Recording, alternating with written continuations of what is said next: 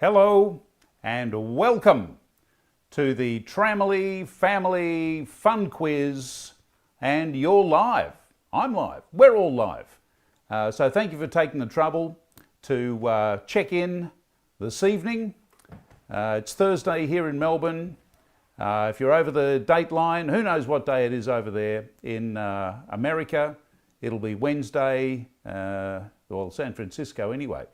Los Angeles. If you're in New York, it's probably Tuesday. And in England, who knows? Could be Monday over there. Who knows what that dateline does? It's a tricky old thing. I know they take a lot of trouble to make sure it doesn't get caught in the propeller when they're running the ships over it. But that's their problem. Ours tonight is going to be 40 questions and a mystery object. So welcome. Last Sunday's one, the last one was a great night. We had 54 people playing. That's a small pub's worth, and that was great fun. A little bit of feedback, a little bit of controversy. A little bit of controversy because in one of the answers, we said that The Lion, the Witch and the Wardrobe, well, I said, the author, of course, was C.S. Lewis. I said, born and lived in the UK, which is true, but Pete, getting a bit pernickety out there, he thought to send me some messaging and let me know that he was born in Northern Ireland, which is part of the UK, but I said, nah, I'm not going to give you an extra point for that, Northern Ireland. But of course, I did put in a very cheeky little thing there. We said Ravel's Bolero, Bolero, very Spanish. I said that Ravel was Spanish, and of course he's not Spanish, no, he's French. Everyone knows that, but you get a bonus point if you pick that up, and only one person picked that up. So if you can do anything, you can claim bonus points. All you got to do is message for bonus points. If you're going to pick me up on anything, and who knows, there could be something in here which you might want to challenge, and we'll go to the adjudicator, that's me, and see if you can get a bonus point. So don't forget to message if you want to claim bonus points. So welcome. We're off to a great start. We had a shaky start with this series because the power went out. So we started in the dark, and we've had some great quizzing fun, 40 questions every time we quiz, and a mystery object. And tonight, we're not only out of the dark, we're into the light, we're technically sound, and we're sporting tonight. Yes, we're onto the sports field, and that's going to be our challenge tonight, to probe the width, the depth, and the distance of sporting in all sorts of categories. So limber up, do your stretching, don't pull a hammy. We're going to be doing all the sporting exercise. You won't need to go for a run after this. You'll be all tuckered out after we finish this sporting quiz. I do want to say, though, that we are raising money for Movember for men's cancer, helping men live longer, testicular cancer. Make sure there's no lumps, guys. Well, anyone can test, really, but you don't want testicular cancer. If it's found early, it can be easily cured. Prostate cancer, often called the old man's cancer, but I've had it. Go to Melbourne's Happiest Tram Driver, or just Google Bruce Wally and you'll find my story on prostate cancer there for Movember. Go to the link in my Facebook and you'll find how to donate there, raising money. Distinguished Gentleman's Ride is the forum at the moment. This week, next Sunday, the 27th, is Distinguished Gentleman's Ride right around the world. Here in Melbourne, we're doing it solo because we can't meet together in groups. But donate to help men live longer through Movember, because prostate cancer found early is very treatable. So just get onto it. Help the men in your life live longer. So we're going to do some sports questions tonight. But first, let's get on to the mystery item. The mystery item. What is this? Can you see it there? It's like a donut. It's got a little single prong and a hole in the bottom of it. I'll give you a hint there. Can you see that in focus? Maybe not. It's got 100, is that the right way up? There it is. It's got 100 printed on it. And this little loop is in fact a whole lot of wires. And it's wrapped in plastic to keep it all nice and neat. Have a good think about it. This was a very common item in its day. You get a point at the end when we get back to work out what is this mystery object. And although it's not directly involved in sporting, it is used in a sport and it is used for sport. Although this thing isn't a sporting object. Is that a clue? I'm not sure whether that helps or not. Anyway, welcome wherever you are. If you want a bonus point, you've got to message me to claim it. So 40 questions, and they're broken into 6 groups. And the categories, 6 categories, after each 2 categories, we're going to review the answers. So we've got 6 categories, and let me just lay out for you so you've got something to prepare for, so you can lean into it. First category is sport, second category is sport, third category is sport, then we've got sport, sport, sport, and sport. It's a sporting night. So get your equipment ready, because we're about to serve question number 1. Question number 1, who floated like a butterfly and stung like a bee? We might be having some connection issues here. Insects, are we there? Anyone give us any messaging about whether we're live? Are we good? Our technicians are working feverishly in the background to make sure that we are continuing to stream live to the world. Sports questions are us, live to the world, because we can't get together on a tram. No, we can't. So this is the only way we can meet together in a group, en masse, without masks on, because this is a COVID-safe activity for a Thursday night. Or as I've said, Wednesday, West Coast of America, Tuesday, is it? New York, East Coast, and probably Monday in England. How's our technical support going? Are we there? Are we there yet? Do we have a thumbs up? We're good. We've had the thumbs up. Technically, we are here, and hopefully you're there. You'll know if you're there. I know if I'm here, but let's get on with it. So, question number 1. Who floated like a butterfly and stung like a bee? Famous person in sport. Simon says hello. G'day, Simon. Thanks for joining in. I hope you've got that. I hope you've not been stung by a bee. But as the sun sinks slowly in the west here in Melbourne, COVID City in lockdown, yes, we're allowed out for 2 hours a day now, not in couples, by yourself. It's a bit sad. Can't go to a restaurant to sit down and eat. Best you can do is takeaway. It's going to take a while before we get back to normal here. But let's get on with this sports quiz. Let's limber up, stretch those muscles. Question number 2. Who first sailed solo around the world? Who was the first person to sail solo around the world? We're doing all sorts of sports. If you can think of it, we're going to cover it tonight. There's hundreds of sports, and we are going to be... Oh, you got the... Well, that's good. You're not claiming a bonus point yet? No, we haven't got to the answers. So just keep your powder dry. Simon, good to see you out there. Question 3. Who was the first to climb Mount Everest? Who was the first to climb Mount Everest? All sorts of sports tonight. So be relaxed at the start. You're going to be exhausted by the end. Question 4. Ice hockey. This is a question for you, Joy, in Vancouver. And Tommy and Michelle out there on Galliano Island. and the others out there in ice hockey land. Ice hockey doesn't use a ball. What do they use?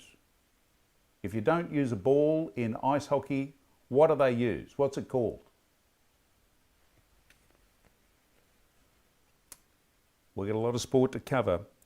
Question 5. Who is known as the crocodile in tennis? That's his nickname, the crocodile. In tennis. Should I have given you the hint of tennis? Yeah, that's all right. You can have that. Who in the world of tennis, his nickname is the crocodile? Question 6. End of the first section.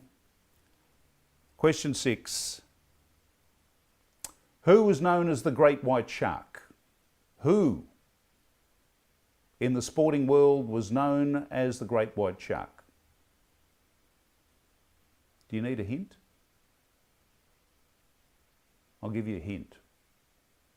Golf. If that's a hint. That probably won't help some of you, but others maybe say, oh, yes, of course. Well, there you go. So 6 questions down, halfway through the first section, the first page. So we're going to the second section, which is the category of more sport. Question 7. The intrepid sporting champion Eddie the Eagle represented the UK in which sport? Eddie the Eagle represented the UK in which sport? And what a fantastic performance it was watching Eddie. I remember it well. How are you doing out there? Question 8, moving on. Movie time. Sporting movie. Boys of 36. That's the name of the movie. Boys of 36. Represented the USA, there's a big hint, in which Olympic sport? Now, I don't have to remind you that we are only challenging ourselves. The prize, well, the prize, you'll find out the prize at the end, of course. It is, that's why so many people want to play this quiz. So we don't want any cheating. So turn off your mobile phones, your computers, any electronic devices, just turn them all off now. We don't want any cheating. You're playing for yourself, for the glory of the big prize at the end. The movie, The Boys of 36, represented the USA in what sport? It's actually an Olympic sport. Give you a hint. That limits it to about 150 sports. What was the sport? Question 9. Who was the first person to break the 1 minute mile? Who was the first person to break the 1 minute mile? And I think it was a bit rude of them, really, because they didn't glue it back together again afterwards. No, it's been broken, it's been left broken all this time. Not very sporting, I don't think, to leave it broken all that time. Anyway, moving on to question number 10.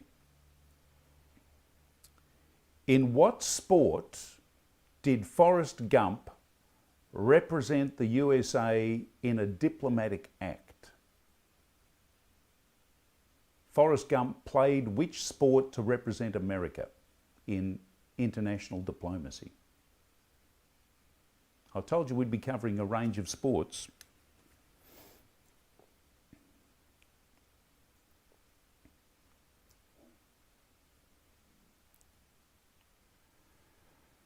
Question 11. What international sport hosted by the New York Yacht Club, where they were defeated for the first time in 132 years? What sport was hosted by the New York Yacht Club for 132 years before they were defeated? They weren't defeated, in fact, they were smashed. But anyway, we'll move on to that in the answers. Here we are, question 12. Question 12. I love this question. What mode of public transport is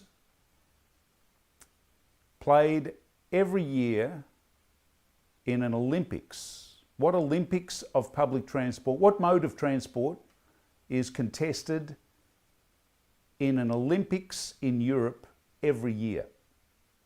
It's big. You can Google this. No, you can't Google it now. You can Google it afterwards because all your electronic devices are turned off. But a mode of public transport has an Olympics between countries every year. What mode of transport has their own Olympics?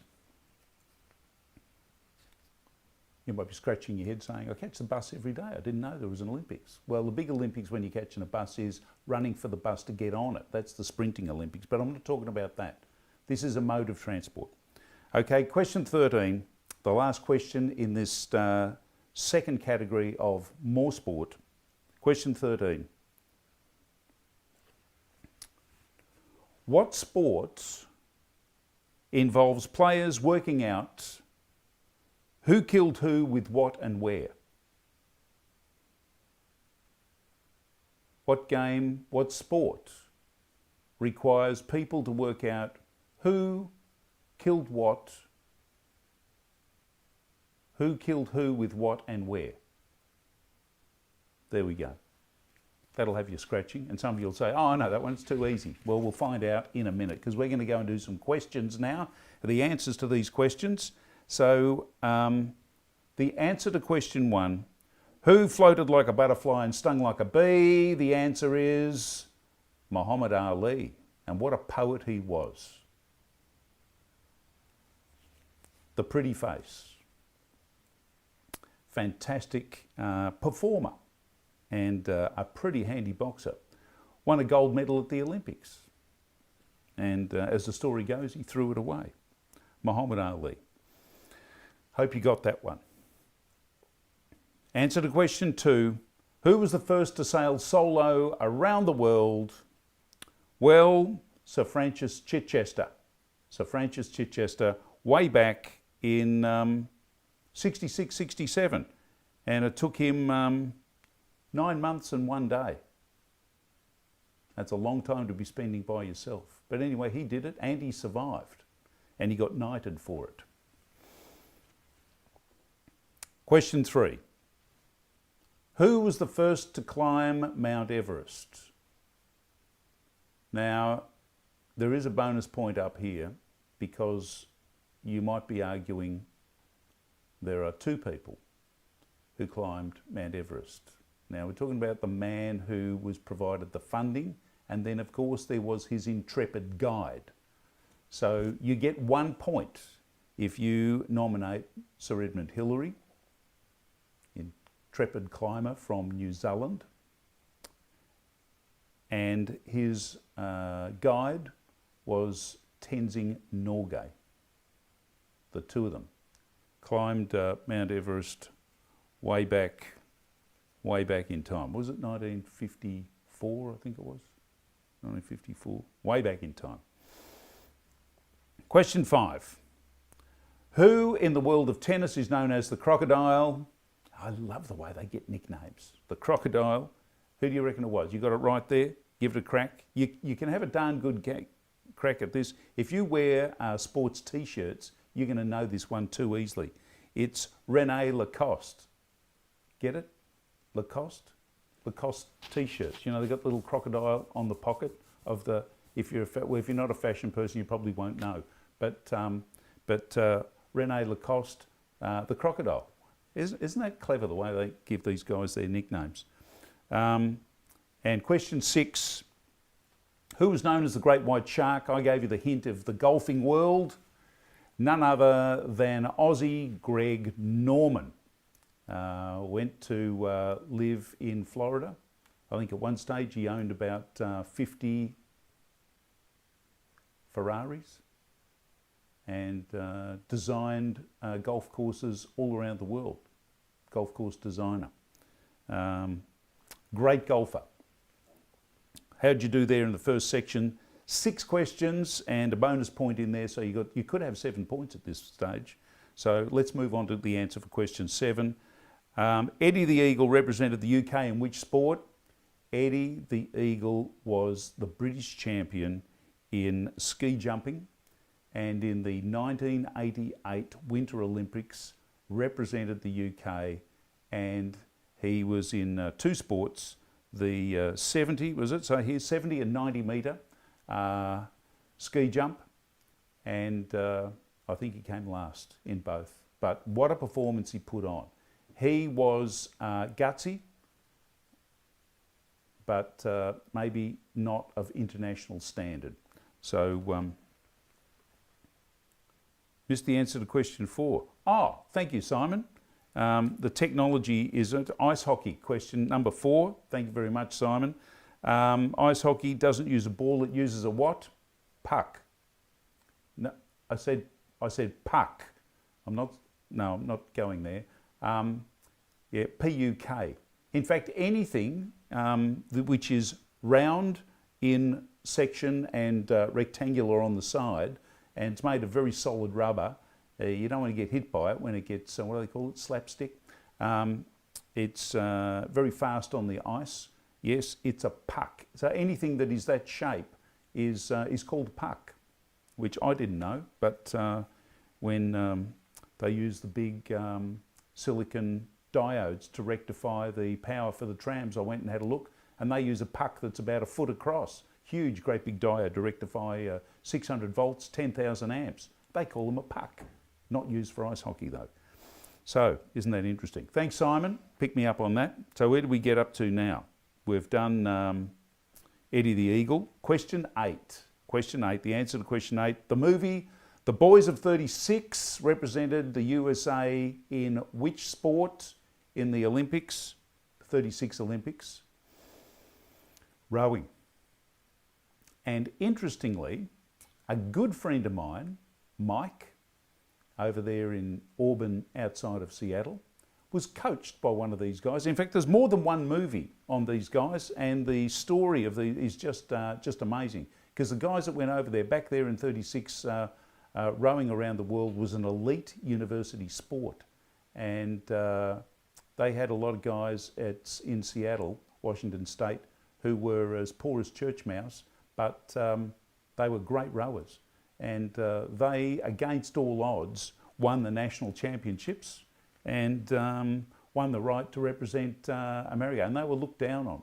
Very, very poor show. They were looked down on by the rich and wealthy, and but they got to represent America and won the gold medal. It's a great story. And Mike was coached by one of the guys in the 36ers. So that was amazing. We had a great night's yarn, Mike and I, talking about that. So thanks for that story, Mike. Question 10. What sport did Forrest Gump play in international diplomacy for America? Table tennis. Table tennis. World champion. Forrest Gump, amazing ability. He just picked the bat up and was able to play. Amazing story. Question 11. What international sport was hosted for 132 years by the New York Yacht Club, and then they lost it after 132 years. They lost it back in 1984. The sport was yachting, or you can get a bonus point if you put the America's Cup. So there's 2 points up for grab there. Yachting or the America's Cup. Defeated by Australia, of course, Alan Bond and the wing keel.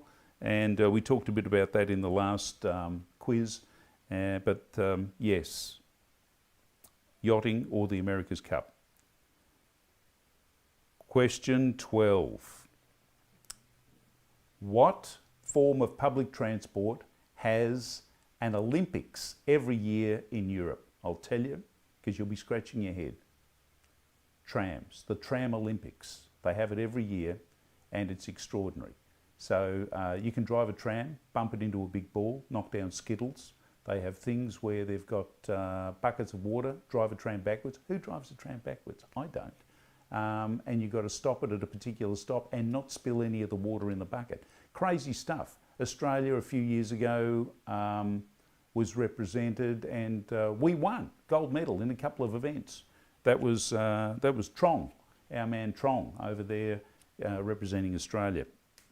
So trams. So the last question, answering the last question, what sport or game requires people to work out who killed who, with what and where? The answer is Cluedo.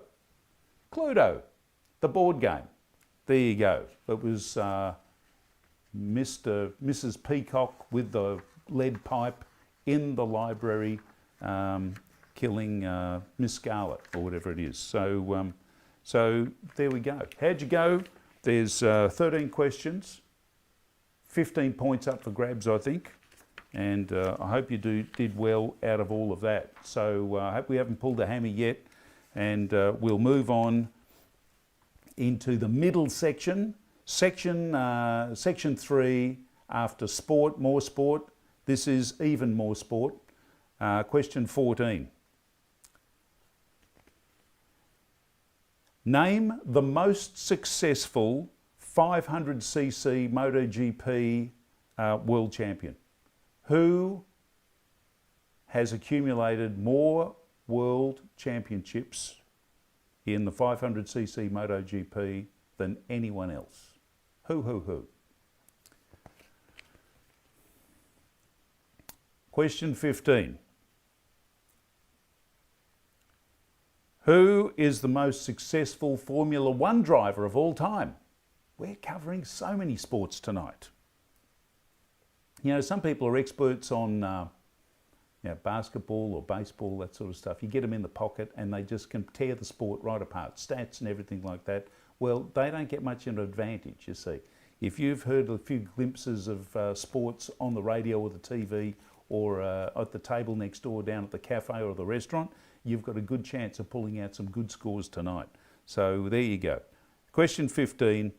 Who's the most successful? Who's won more championships in Formula One than anyone else? Question 16. Who is the only person to have won a Formula One Grand Prix and the 500cc World Motorcycle Championship? Who's the only person to have won a world championship in both disciplines? It's true, it's happened. You might say, no, it's never happened. Yes, it has. Only one person has done it. A few have tried, but only one person has done it successfully. Who was that person? Question 17. Lots of people have crossed the English Channel. A few have swum the English Channel, but now the English Channel has been swum thousands of times. Some people have done it like a dozen times consecutively, over, back, over, back. It's about 21 miles. But who was the first person to have swum the English Channel? If you're as old as me, you'll remember it straight off the back of your head. That's all right. That gives you an advantage over the young ones. Question 18.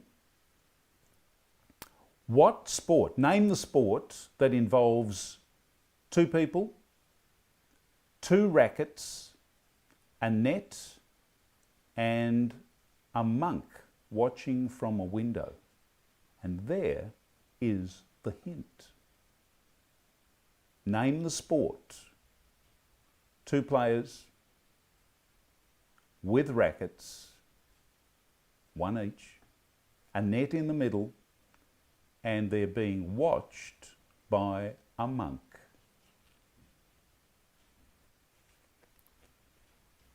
Some of you are scratching your head. I've played it.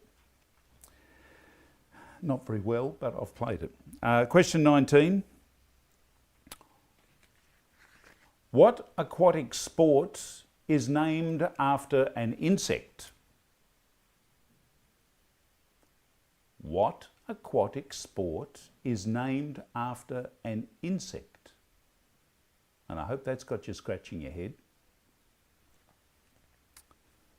That's the end of even more sport. Now we're moving on to section 4, category 4, which is, you asked for it, yet more sport. Question 20.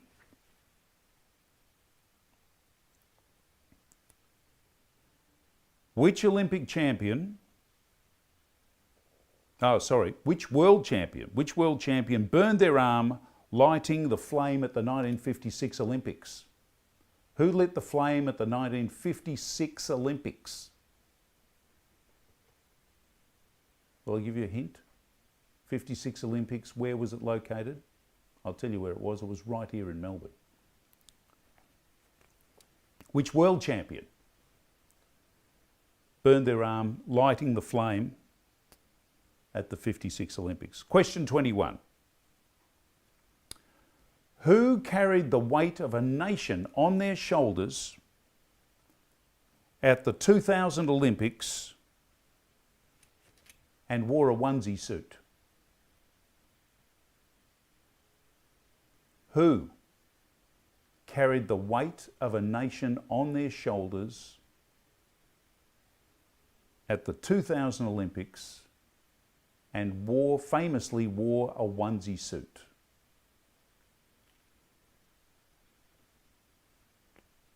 What a great person. Question 22. Name the sport that involves a granite rock being slid on ice and a broom. Yep, you're allowed to use a broom. Name the sport. A granite rock or stone being slid on ice. And you can use a broom. We're covering a range of sports here. I've got to limber up, make sure I don't pull the muscle. 23. Name the sport that requires the lifting of a tree and throwing it. Yep, it's true. Lift a tree. It's not planted. It's like a tree. Anyway. Give it some thought. If you're in a team, chuck it around, see what you come up with. Like you have to chuck the tree. 24, 2 dozen. We're getting there. What sport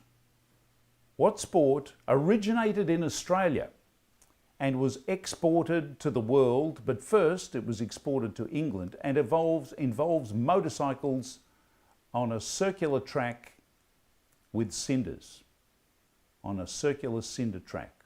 Which motorcycle sport was exported from Australia? Raced on a circular cinder track. Great sport. Question 25. I love motorcycles, you see. Question 25. What motorcycle sport involves vehicles with 3 wheels? What do they call motorcycle sport with 3 wheels? Some of you will say, I didn't know motorcycles had 3 wheels. Well, there you go. You're going to find something out tonight. Others will say, oh, that's too easy. 26. What is the sport that involves more than two or more people in the water doing actions together?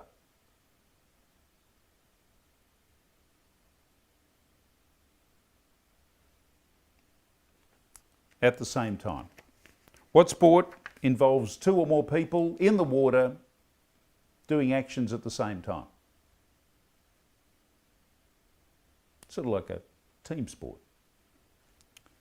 So that's the last in even more questions on sport. So let's go and review some answers, shall we? And we'll try not to skip any this time.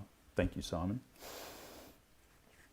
So, question 14. Name the most successful 500cc MotoGP rider in the world. The answer is Giacomo Agostini, and what a great guy. Selfless guy, always happy to sign autographs, very, very generous with his time, and what a sensational. Started off, I think, on Mondials, an Italian. He won 8 world championships, I think.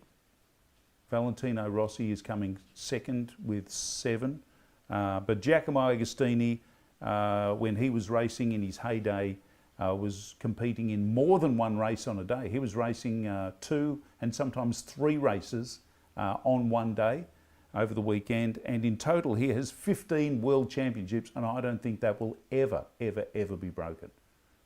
15 world championships. Astonishing, and a great guy to go with it. Giacomo Agostini. He used to race for MV Agusta, the Italian brand, famously. And that just beat everyone for about 5 or 6 years in a row. And the world said, it's not you, Giacomo, it's the motorcycle. And so Yamaha offered him a ride, and they said, we've got this brand new motorcycle, do you want to ride it? And so he went and rode it, and he took that to a world championship.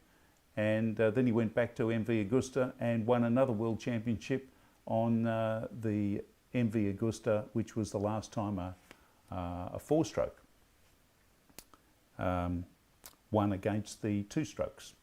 So a fantastic rider, and proved his genius on the track.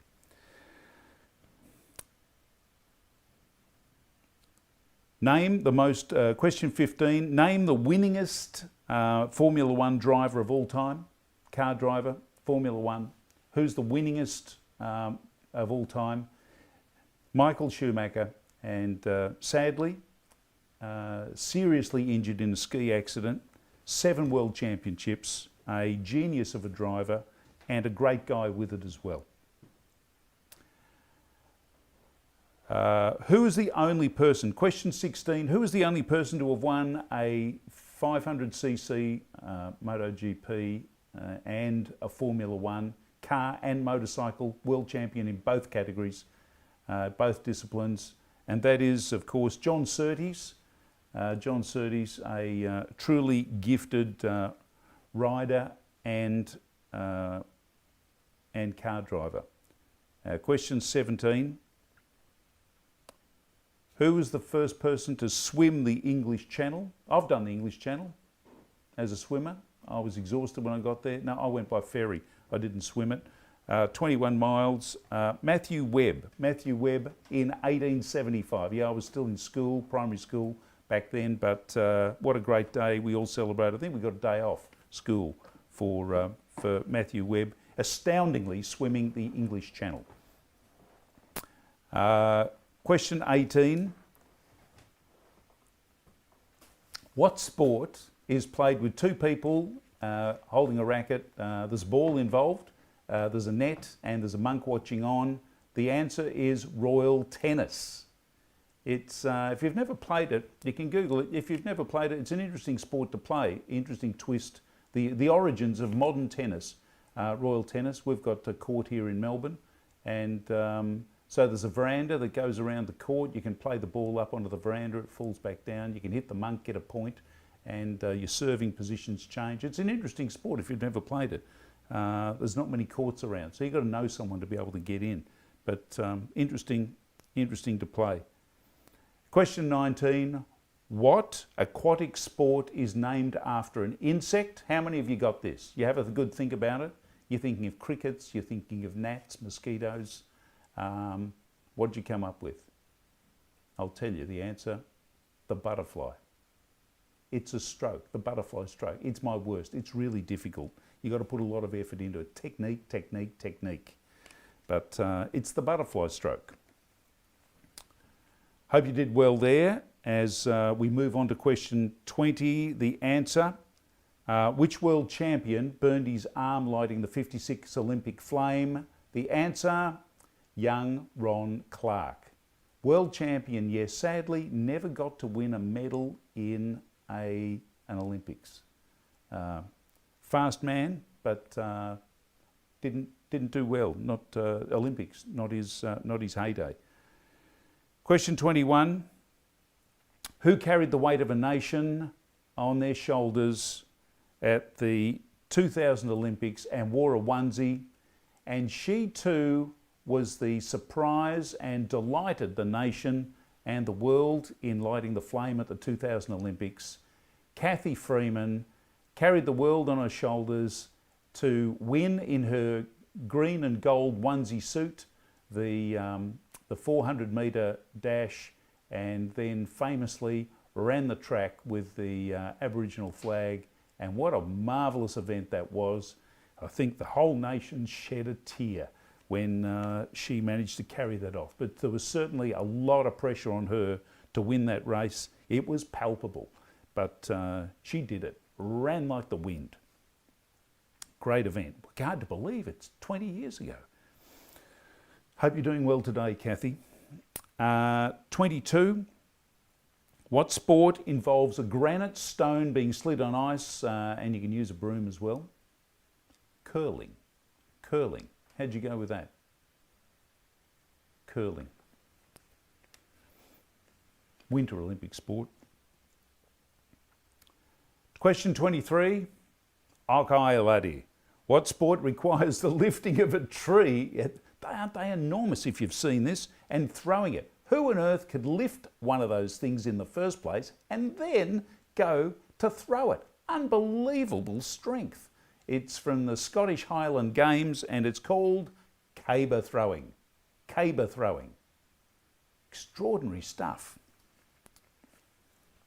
Question 24. Which sport originated in Australia and was exported to the world, but first of all England, with motorcycles racing on circular cinder tracks? Speedway. Speedway racing. And didn't that take England and the world by storm? They had clubs, you could go betting on it. It was a family Saturday night out. It took the world by storm.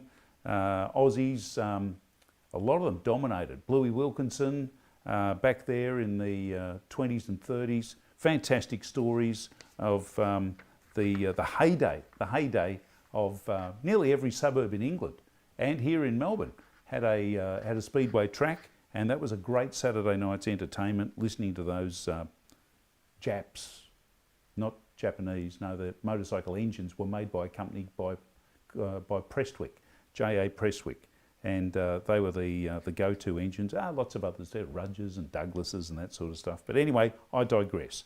Let's move on to question 25. The answer: what motorcycle sport involves the use of three wheels? Sidecar.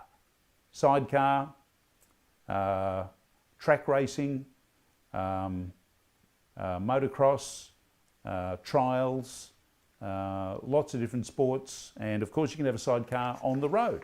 I've got one, motorcycle and sidecar, with John, and that's a great motorcycle. Not fast, but it's good, and of course you can get extra people in the sidecar, so you can take the whole family out, which was the whole point of a sidecar in the first place.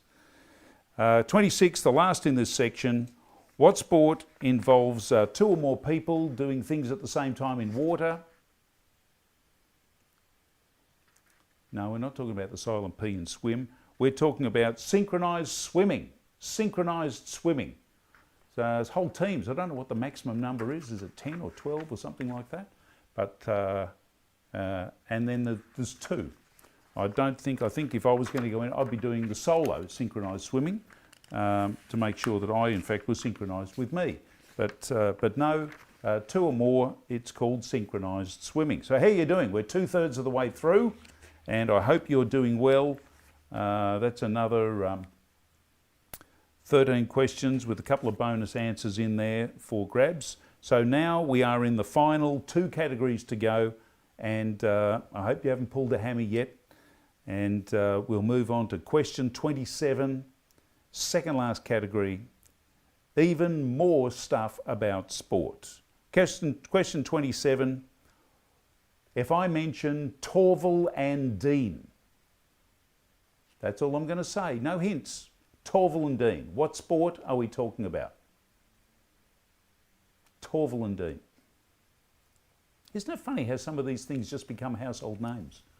I think it's extraordinary. It just goes to show the level of expertise and esteem that some of these amazing artists in sport manage to rise to.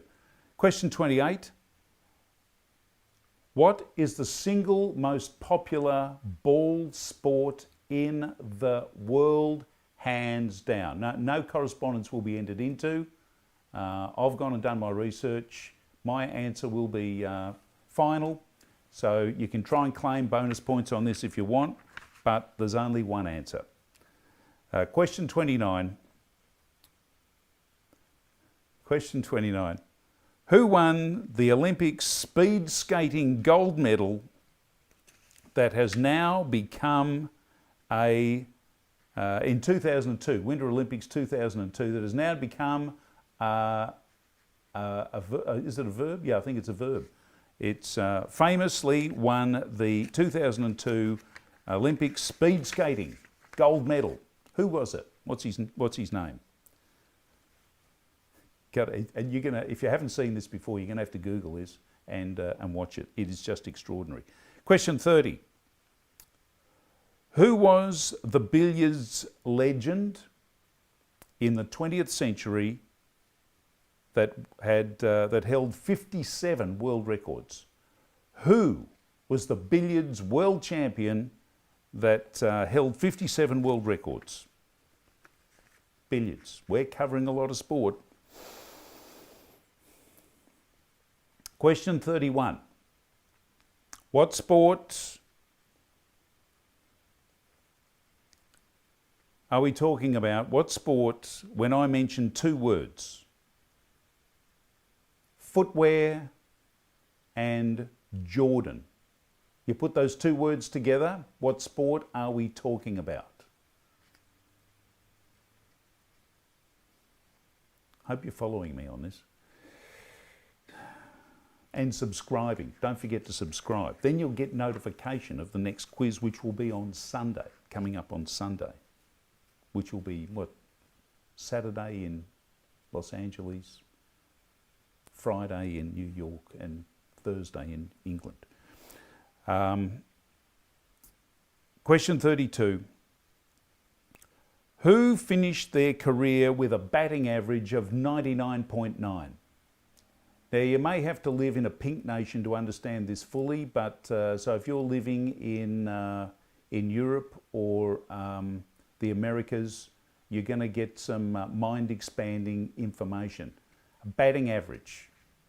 That means that they scored an average of 99.9 whatevers every time they went out to play. And you got to say, like, if that was basketball, that'd be pretty darn good. I'm not sure if it'd be so good. I think I averaged this when I played golf. But anyway, this person became world famous because of their batting average. Question 33.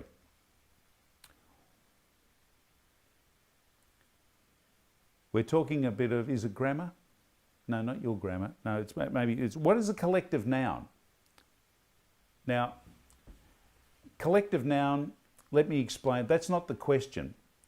The question is, what is a collective noun for a group of cyclists?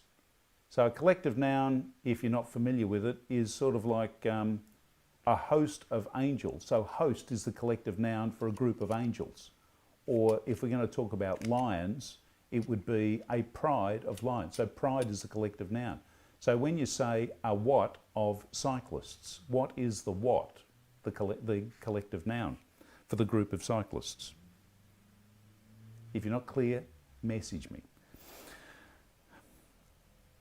Question 34. We're in the home straight.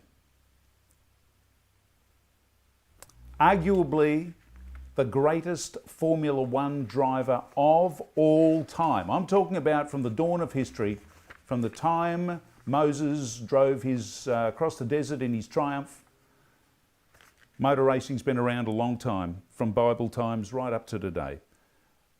Who is arguably the greatest? I'm going to make it even easier for you. Arguably the greatest Formula One driver of all time is Juan Fangio. What country does he come from? Juan Fangio. Make it a bit easier for you. Question 35. We're going to move on to 10-pin bowling. How many holes is in a 10-pin bowling ball? How many holes in a 10-pin bowling ball? Because you've got to hold it, you see. You've got to hold it, the 10-pin bowling ball. How many holes in a 10-pin bowling ball? Question 36. We're in the home straight.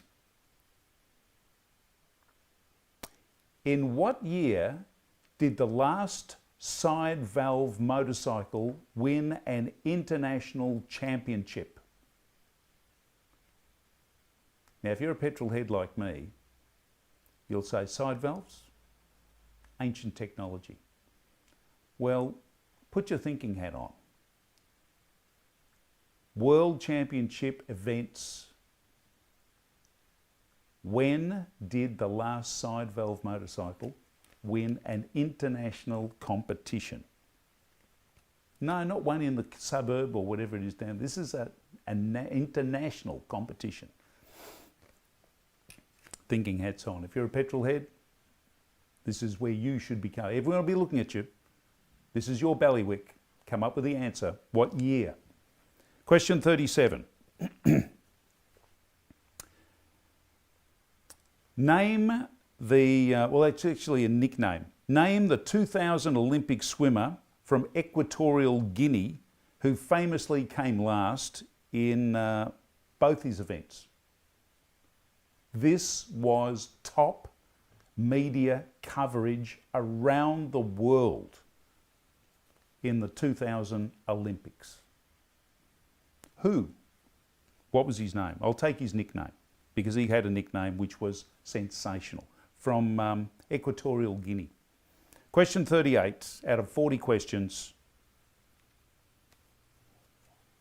What was unique about the 1976 Spokane, Washington State, city in Washington State, Spokane, America, Special Olympics?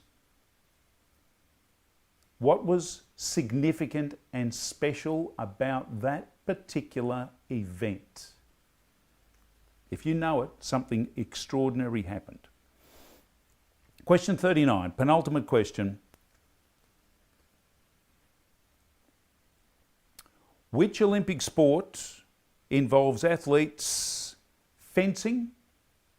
Not building a fence, no, not between your neighbours or one out the front. No, they've got a fence like with a sword fighting. Fencing, shooting, swimming, riding and running. What is the name of the sport that requires athletes to do all of those things?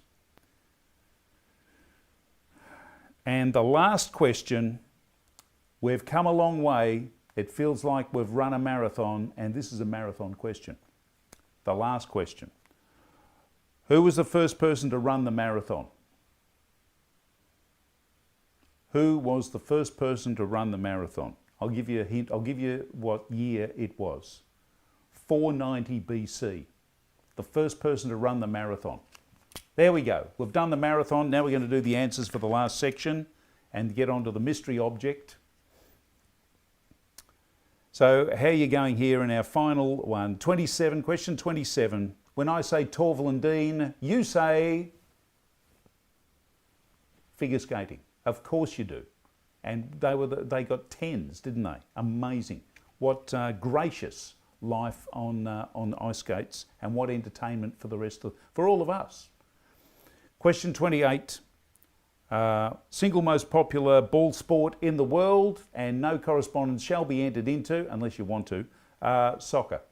I call it soccer. You might call it potato, football, whatever you want to call it. Soccer, round ball, kick it, net, 11 aside, that sort of stuff. Biggest ball sport in the world. Not the biggest ball, the largest in number of players played around the world. There you go, just to be succinct. Question 29. Answer to Who won the Olympic speed skating gold medal at the 2002 Winter Olympics? His name was Stephen Bradbury, and it is now called a Bradbury. You can now say you've done a Bradbury. Stephen Bradbury, if you go and have a look at this, was surprised. He snuck by chance into the finals. And he knew he was in there against the world's best, and he wasn't. He knew that. He admits it. And on the last lap, with him coming as he expected to be, stone motherless last, the leaders, all of them, every single other competitor in the race tripped and fell, and Steve Bradbury found himself, to his own shock and amazement, the winner. Everyone protested and said, no, we're going to have a rerun, and the judges said, no, Steve Bradbury's won the gold medal. And he has won a speaking tours, he does all sorts of stuff, and good on him. I mean, to be in the Olympics, to get into the final, and if they're not good enough to stay on their skates, gosh, good on you, Steve Bradbury. What a fantastic, go and check it out. It is a great, the surprise is palpable. It's extraordinary. As I get a tear in my eye here, and a lovely guy with it too. Question 30. Who was the 20th century legend of billiards holding 57 world records? The man's name, Walter Lindrum. Walter Lindrum. And he came from Melbourne, Australia, and he toured the world, played championships around the world. And interesting to me, after at the end of World War I, he went to England. My grandfather was over there recuperating from being shot in the face, and he came around to the hospital and said, give encouragement to the guys in the hospital where my grandfather was.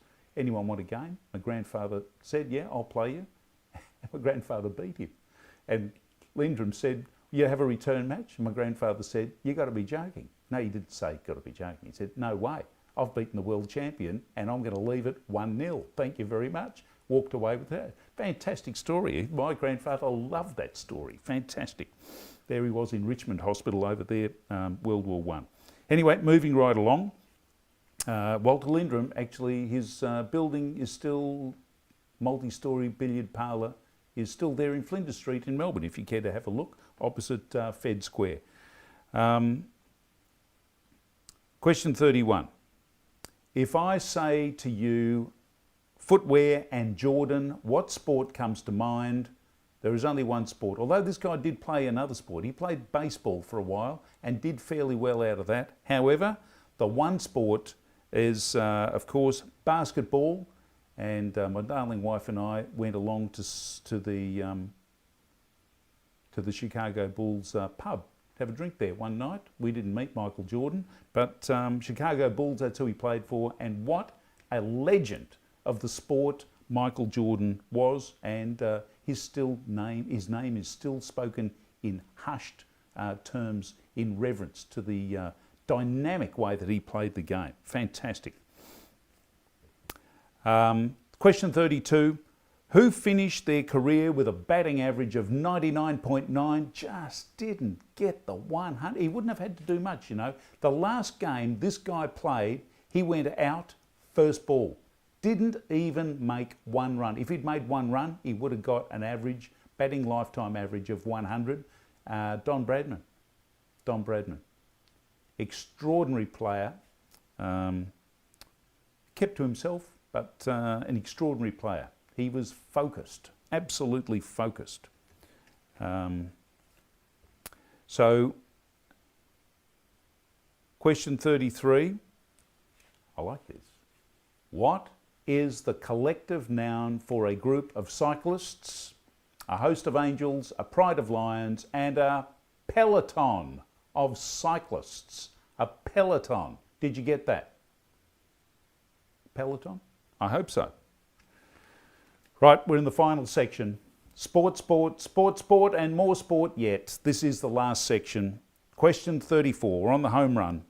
Coming round for the last lap. Starting the last lap, ring that bell. Arguably the greatest driver of all time. Juan Fangio drove Formula One, yes. And what country did he come from? Well, he's got a Spanish sort of name. So you might be thinking, is he from Spain? Is he from Spain? Maybe it's Italian. Maybe a little bit Brazilian. But no, he's from Argentina. Not Chile, Colombia, Uruguay. No, Argentina.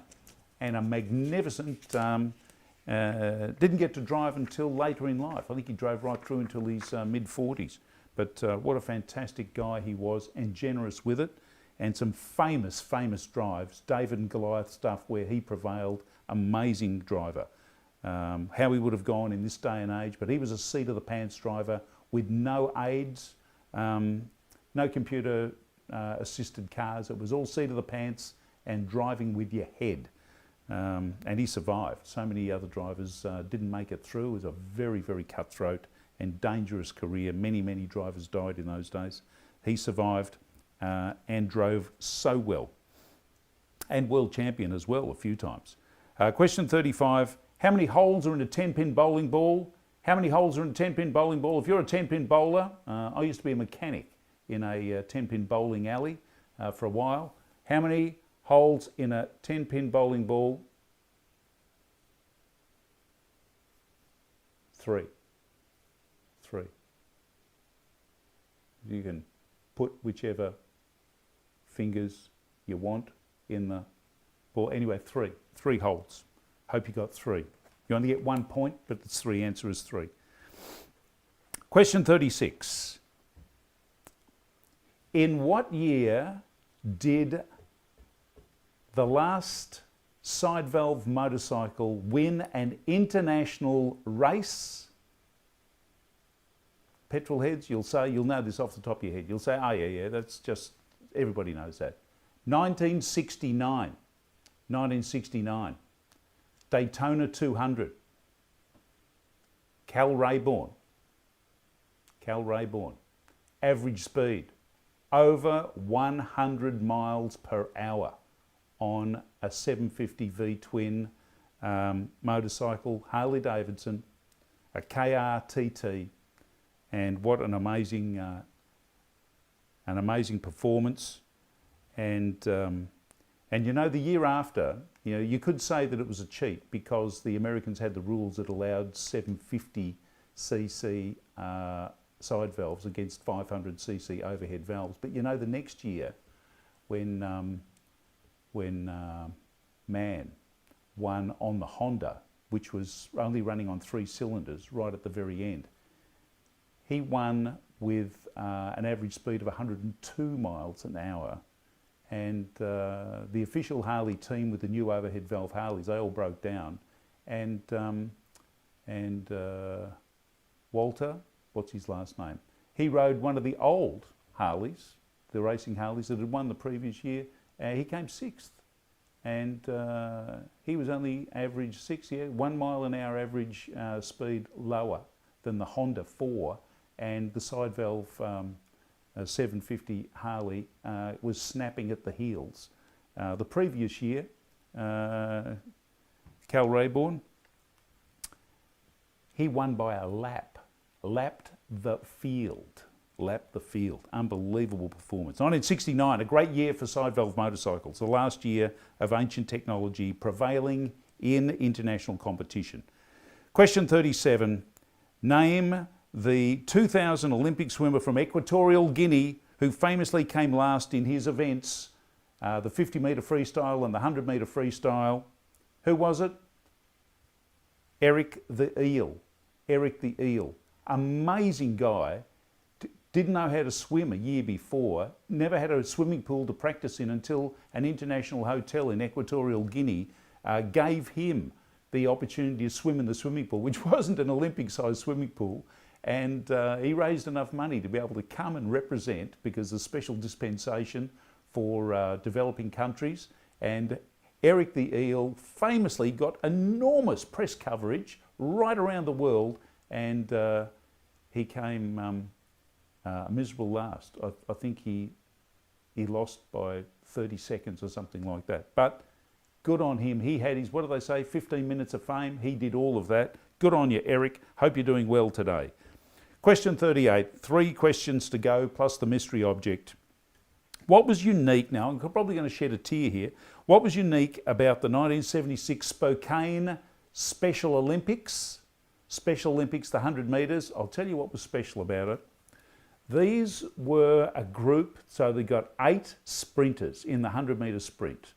These are all people with Down syndrome. That was the category. And as the gunshot went off and they sprinted down the track, halfway down, one of the runners tripped and fell in midfield.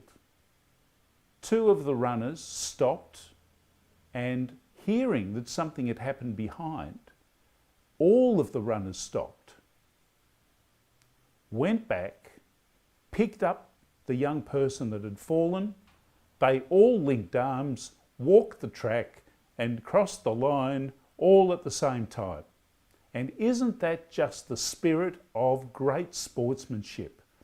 As I shed a tear there, it's a great event. If you haven't seen it, go and have a look on the line. It's the video's there. It is really one of those very, very touching things about helping others when you don't have to. Someone could have won. But no, they all got a gold medal, at least in my books they did anyway. So as I sniff back a tear. Question 39, second last, penultimate question. Olympic sport that involves athletes fencing, shooting, swimming, riding and running. What is it called? There's 5 sports there. It's called the pentathlon. The pentathlon. And they do it over a few days. They don't get exhausted having to do it one after the other. So, but it's a variety of things, and it's I believe to do with being a commando sport. So commando and maybe a little bit of espionage and spying. But anyway, that's the roots, I believe, is a military discipline. Running, shooting, fencing, riding and running. So last question, the marathon question, because we've done a marathon. Hope you're all limbered up and surviving. Who was the first person to run a marathon in 490 BC? That's so long ago. That's 2,500 years ago. Who was it? His name was Phidippides. Phidippides, not Phidippides. No, they're on your arms. No, this is Phidippides. And why did it happen? Well, the Greeks and the Persians had had a huge battle, and the Greeks had won. Where was the battle? I'll tell you where the battle is, or you can probably guess it. It was just outside the town of Marathon. And Phidippides ran all the way, because they didn't have a bus, they were doing other things, no trains, ran all the way back to tell the leaders in Athens from Marathon, which was a marathon distance, 32 miles, of the victory. And Phidippides, he's the man. So I hope you did well. Text me. Don't forget to subscribe. And if you're going to donate to keep men living a bit longer, do it. Find my Facebook page. You'll find a direct link to for your donations. This quiz is free, so whatever you'd pay in a pub quiz, donate that to either the Distinguished Gentleman's Ride, which is up on my Facebook at the moment, or you can go straight to the Facebook, and the link to Movember, Growing a Mo to Save a Bro is there. And now we'll go and have a look at this mystery item. We've got the other mystery items up here. This is the coil here. We'll call it a coil. This is from the 19-teens, about 1915, 1918. And back in those days, there weren't many radio stations. So if you had a radio, if you were wealthy enough to have a radio and you wanted to change stations, instead of clicking a little controller, you had to go to the box of the station. So, and you'd say, I want to listen to station 100, whatever that might be, and you would take out the tuning coil that was in it and you would change it over and go clunk and click this one in, and that would change channels. Didn't have radios in cars because these things needed big batteries to run, and so that's how you change channels. You didn't tune, no knobs and dials, no knobs and dials. That was a later invention. This was, well, it was probably the very first plug and play, because you plugged it in and it played. I just thought of that then. Isn't that odd? If only the modern computer community could, of applications, actually deliver something that was really plug and play, because often you plug it in, it doesn't play. So I hope you've done well. I wonder who's won. You can message me through, direct message me, private message me. Don't forget to subscribe. That's the little button down there, and you'll get notification notifying you now that the next quiz is going to be Sunday. That's depending on what part of the world you're in. Today's Thursday here, Friday, Saturday, Sunday, 3 days time, 7 p.m. again. Be there, be square.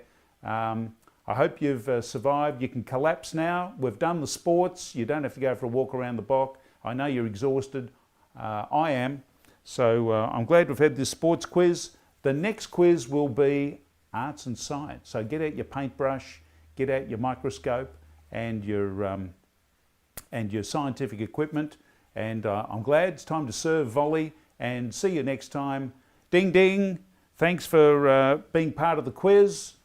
See you next time, and don't forget to donate to Movember and the Distinguished Gentleman's Ride, and subscribe. It's down here, down there. Hit the bell, hit the button, and leave some comments too.